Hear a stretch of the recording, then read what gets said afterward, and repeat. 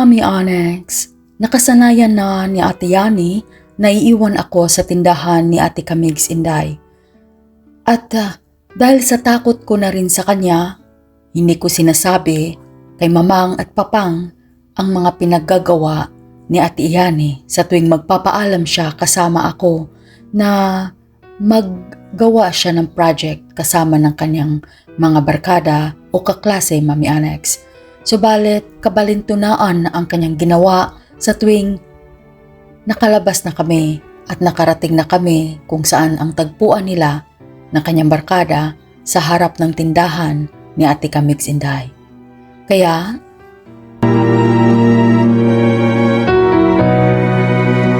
Ala Jenny! Abay, bakit nandito ka pa rin? Aba, dapat umuwi ka na. Alam mo ba kung ano oras na ay mag-alas 6 na ng gabi? Hindi pa ba dumating si Ate Yani mo? Abay, pasok ka na lang kaya dito sa loob ng tindahan. Baka mapahamak ka pa dyan sa labas. Mamaya-maya mayroon nang nakatambay dyan mga lasinggiro at mga nag-aadik. Alam mo ba na marami ng adik dito sa lugar? Ay naku, pasok ka nga dito. Pasok ka. Ate Kamigs Inday, baka darating si Ate Yani. Tapos hindi niya ako makita dito sa labas. Baka didiretso siyang umuwi. Sabi niya kasi huwag akong aalis dito. Ala hindi tama yung ginawa ni Ate Yani mo sa iyo. Ay alam mo ba ay na madisgrasya ka sa ginagawa niya kung ako sa iyo ay pumasok na laang dito. O di kaya ihatid na lang kita sa inyo. Ay hayaan mo na kung iiwan ka ako na lang maghatid sa iyo sa inyo. Alam ko naman yung papunta sa inyo at meron kaming motorcycle dyan. Pwede mo ding sakyan yan. Isakay ka na lang namin doon para safety kang umuwi sa inyo. Ano, Dega? Halika na dito, iha. Pasok ka na dito, ay. Mamaya-maya konti na lang, ate. Papasok din ako pero hihintayin ko lang konti si ate. Baka darating na po. Ay, ala gayon ba? Ala, sige. Kung yan ang gusto mo, ineng. Pero 6:30 lang ha. Kasi magsasara na rin ako pag 6:30 na ay.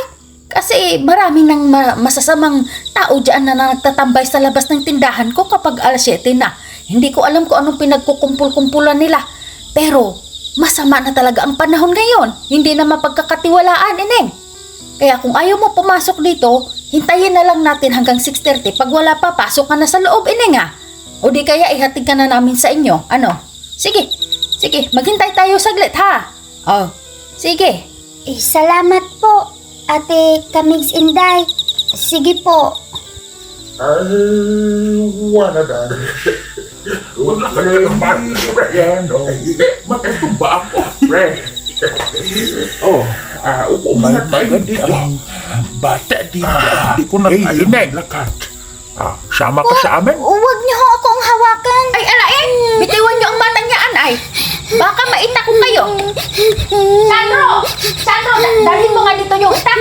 Ay, ala mayroong gumugulo dito sa bata ay. Halika, labasin natin tong dalawang lasinggo na to.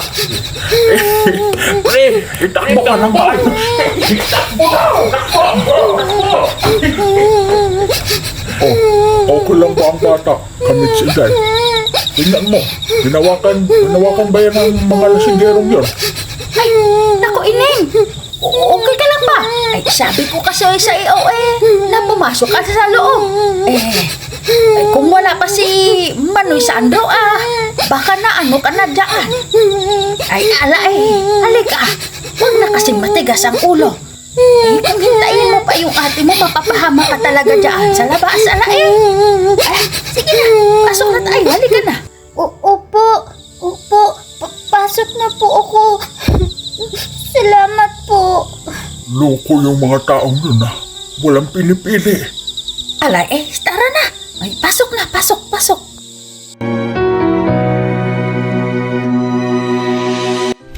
Ala anong oras na ay? Hindi ka pa rin binabalikan ng ate mo, dede. Sige na. Sumakay ka na sa motor ni Mang Sandro para mahatid ka na doon sa inyo. Alam naman niya ay yung bahay niya Ate Kamigs Inday, salamat po.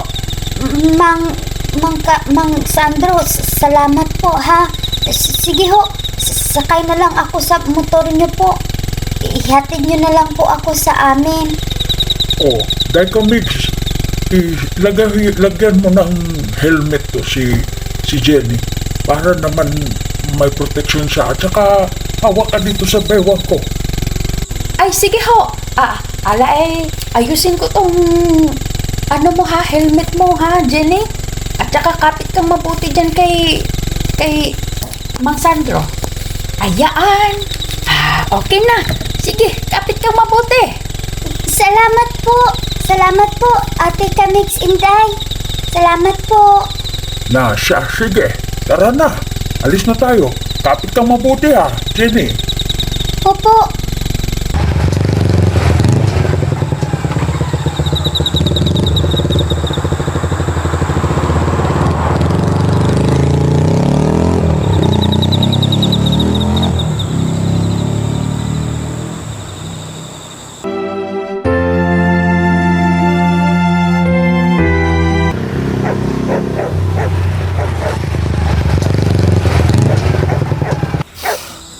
Salamat po, Mang Sandro. Ay, Jenny! Anak! Abay, saan ka magaling? Ay, nandito na si Ate Yani mo. Ikaw saan ka ba pumunta? Bigla ka raw nawala. Ay, magandang gabi po, Aling Nels. Oh, Sandro!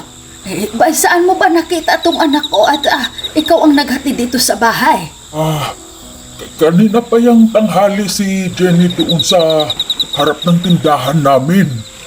Aling Nels, pinapapasok na ng tindera ko dahil may mga lasing na humihila sa kanya. Kaya napagdesisyonan namin na ihatid ko na lang siya dito. Baka mapahamak pa ito. Sabi niya, iniwan daw siya ni ate niya doon sa harap ng tindahan. Yun ang hinihintay niya. Muntik nang mapahamak si Jenny dahil sa pag-iwan ng ate niya sa kanya. Sa susunod, dapat kayo ang magbantay sa mga bata. Delikado ang panahon ngayon, Ate Nels.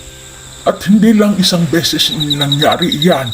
Maraming beses na iniwan ng kapatid niya si Jenny doon sa harap ng tindahan. Ngayon lang talaga pinapapasok namin si Jenny sa loob dahil kaya pagsabihan mo yung panganay mong anak. Dahil delikado para sa bunso ninyo. Sige, aalis na ako ha. Ay nako, Diyos ko. Salamat Sandro at pinotektahan niyo yung anak ko. Hayaan mo, didisiplinahin ko yung panganay ko. Pasensya na talaga. Salamat ha. Walang anuman. Sige, aalis na ako.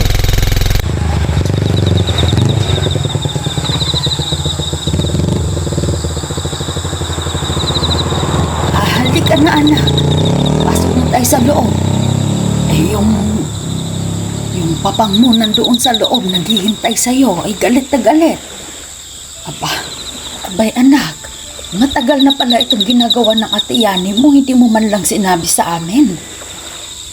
Mama, kasalanan ko naman talaga, Mama. Kasi sabi ni Ate Yani, maghintay lang ako sa labas. Pero pumasok po ako sa loob ng tindahan. Kaya hindi po niya ako nakita. Sorry po, Mamang. Sorry po. Matagal na pala yung ginagawa pero hindi mo sinabi.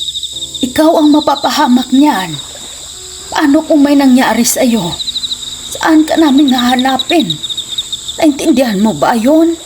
Ha? Jenny? Nels, si Jenny na ba yan? At ngayon ka lang, saan ka ba nagpunta?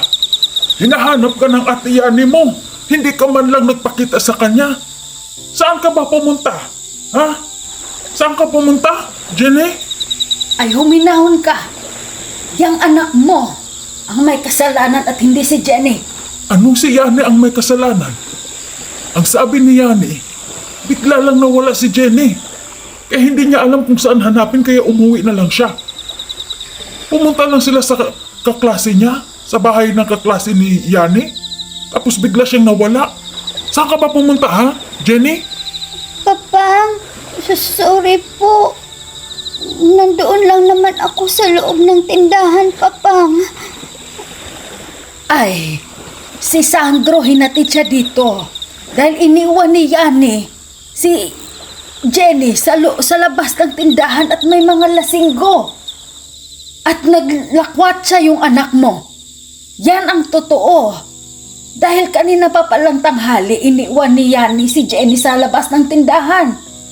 Buti na lang pinapapasok siya ng tindera ni Sandro. Paano kung hindi? Napapahamak na si Jenny. Kaya disiplinahin mo yung anak mo. Mamang, Papang, huwag niyo na po pagalitan si Ate Yani. Baka magagalit po siya sa akin. Kasi sabi niya, hindi ko po daw sasabihin sa inyo. Kaya natatakot po ako na magsabi ng totoo. Papang. No? Ibig sabihin matagal ka nang tinatakot ng ate mo? Paano nangyari yun? Hindi ko nakikitang nilapastangan ka ng ate mo. Diyos ko, matagal na ba itong ginawa niya sa'yo? Sa anong dahilan? Jenny, sa anong dahilan? Hindi ko po alam, Papang. Hindi ko po talaga alam. Sorry po. Hindi to maaari. Halika kayo, pasok tayo sa loob. Lintik tong batang to. Inaapi-api ka pala niya. Tong tarantado tong ate mo.